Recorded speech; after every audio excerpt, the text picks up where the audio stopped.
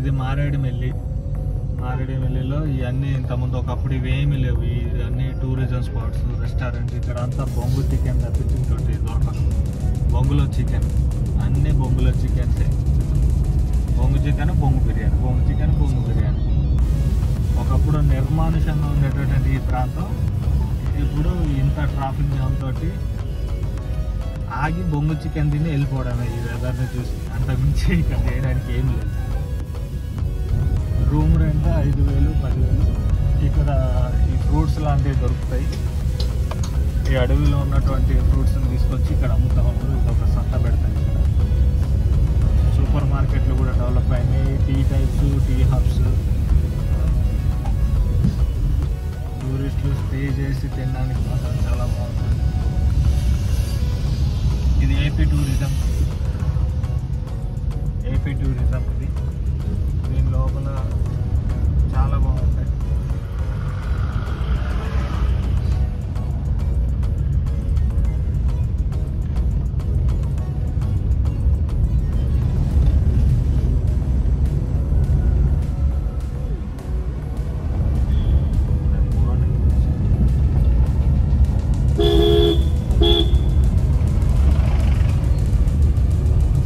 చూసారా, ఇది మెయిన్ సంత. ఇది అసలు పాత ఊరు. ఇది మారేడుమిల్లి.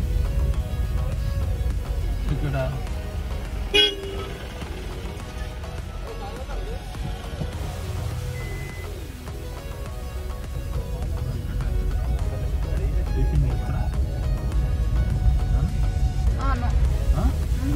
టిఫిన్ చేయవా?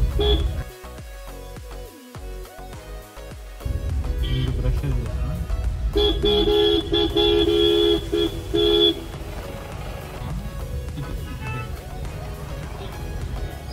హోటల్స్ ఎంత రద్దీగా ఉన్నాయి. ఆ బొంగులు చూడు ఎన్ని ఉన్నాయి చూసావా? ఆ బొంగులు అన్నీ పెట్టి బొంగులో చికెన్ అట్లా కాలుస్తారు. వచ్చింది కుండ బిర్యానీ, బొంగు బిర్యానీ.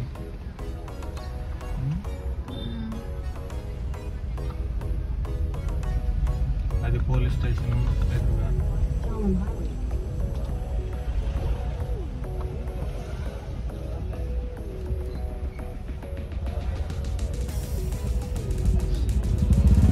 మంచి ఉపాధి అవకాశాలు కలిగినాయి వీళ్ళందరికీ కూడా. ఇదేంటి టెంపులా? ఇది పోతేనేమో రంపచోడవరం. ఇట్లా వెళ్తే రాజమండ్రి, రంపచోడవరం, కాకినాడ. ఇటు వెళ్తే గుడిసె. ఇవన్నీ గుడిసెకి వెళ్తాయి.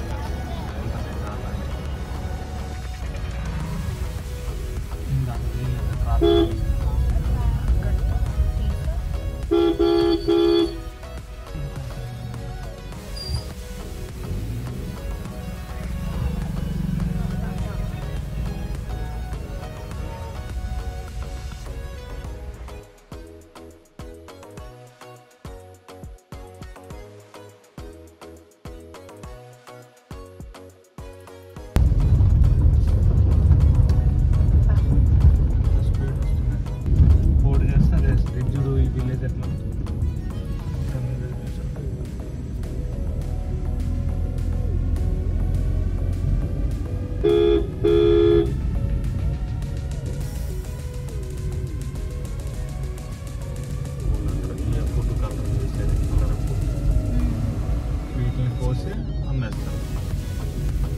అది వాళ్ళ జీవనాధారం. అట్లా పోడు చేసుకొని అదే పంట వేసి వెళ్ళిపోతారు. అంటే ఇంకేం ఉండదు పండించడానికి.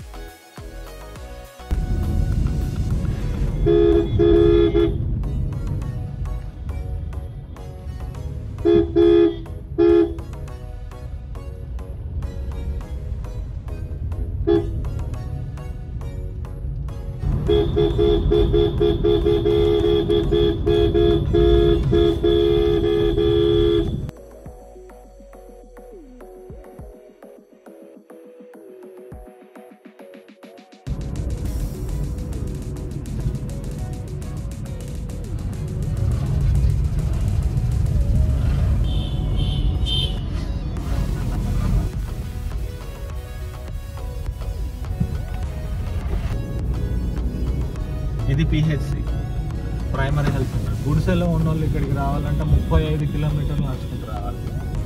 ఈ అడవిలో 35 కిలోమీటర్లు నడుచుకుంటూ వస్తే కానీ ఒక ప్రైమరీ హెల్త్ సెంటర్ తప్పించి వేరేది ఏది లేదు.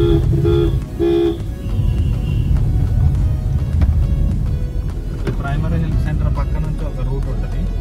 ఆ రూట్లో పోతే ఒక విలేజ్ వస్తుంది. ఆ విలేజ్లో పొలిటికల్ లీడర్స్, అందరూ చాలా మంది గవర్నమెంట్ ఎంప్లాయీస్ ఉన్నారు. ఆ విలేజ్ నుంచి, మారుమూల ప్రాంతం నుంచి వెళ్ళి కూడా ఫుల్లీ డెవలప్డ్ అన్నట్టు.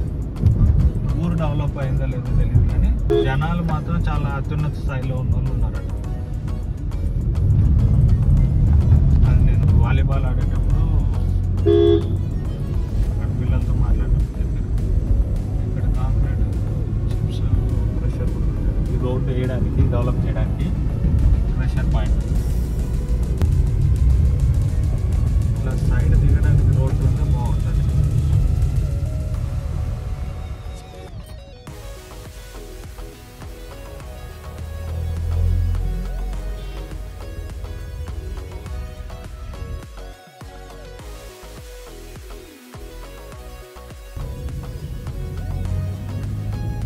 ఇవేంటి ఫుడ్ కలరా?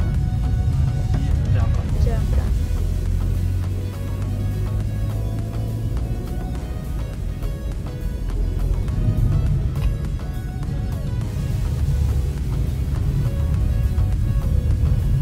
బైకర్స్. ఇది తోట.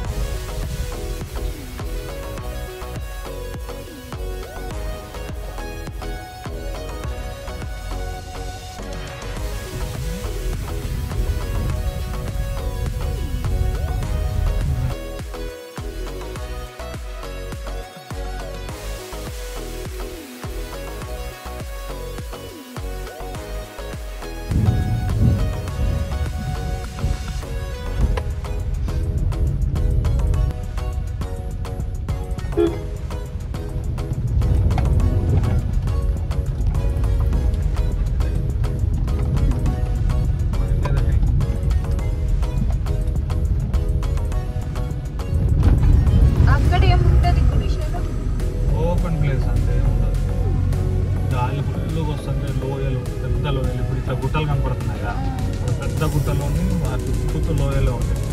ఇవేంటి fruits?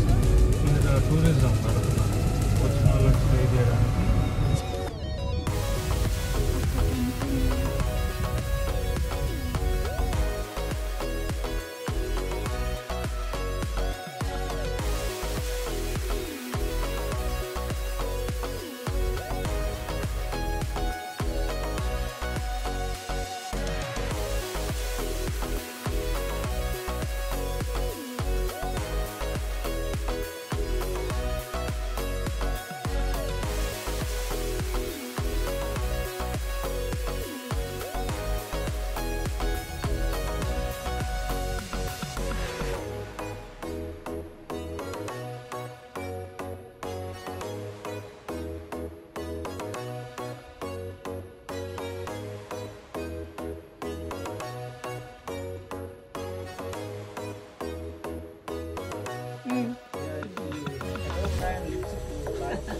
లిప్స్టిక్లు కూడా ఇది ఉంటుంది.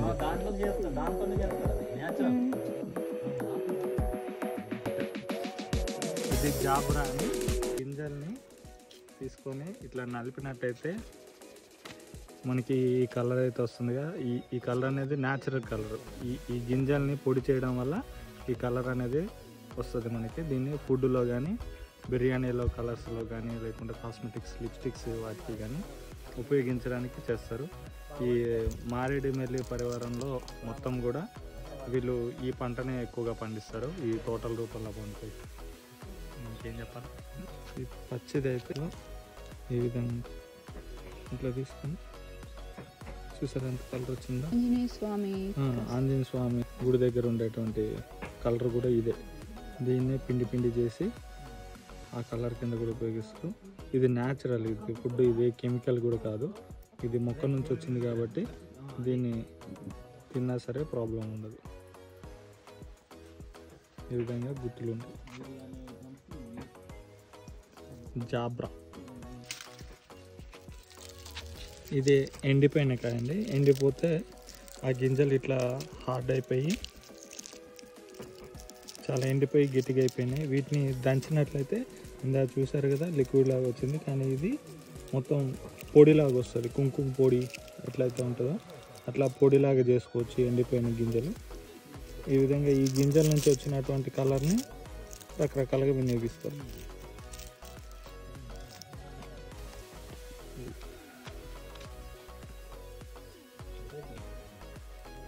వీటిని ప్రాసెస్ చేస్తారు. వీటిని డైరెక్ట్గా తింటారో తినరో తెలియదు.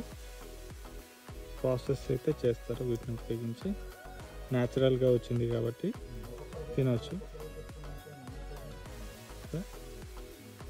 ఇట్లా చేతులు వేసుకొని ఇటు కానీ వేరే పనులు చేసుకుంటున్నారంటే ఇది అయితే విషపూరితం అయితే కాదు.